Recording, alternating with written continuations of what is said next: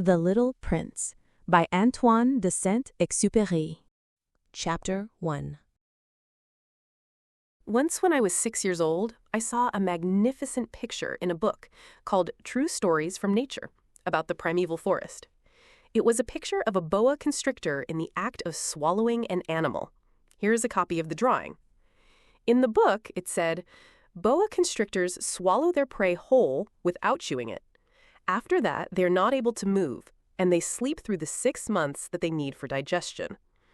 I pondered deeply then over the adventures of the jungle, and after some work with a colored pencil, I succeeded in making my first drawing, my drawing number 1.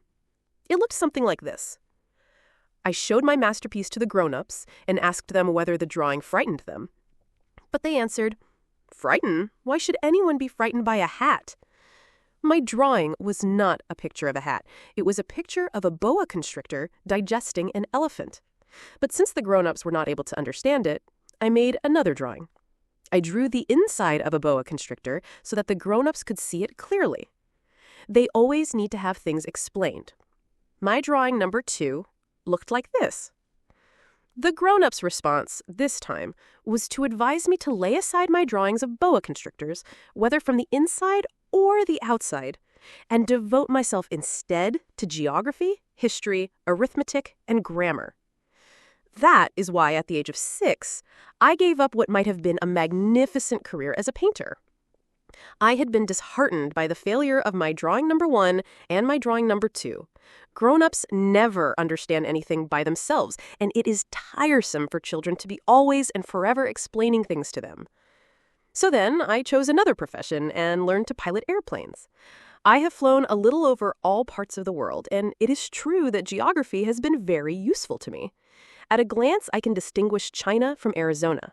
If one gets lost in the night, such knowledge is valuable.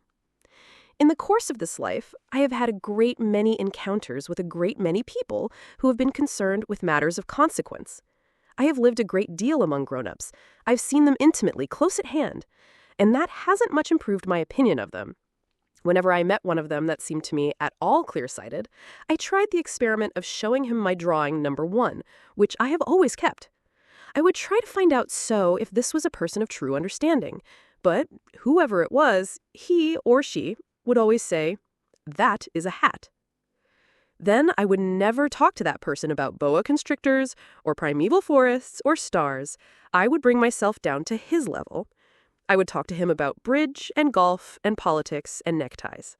And the grown-ups would be greatly pleased to have met such a sensible man.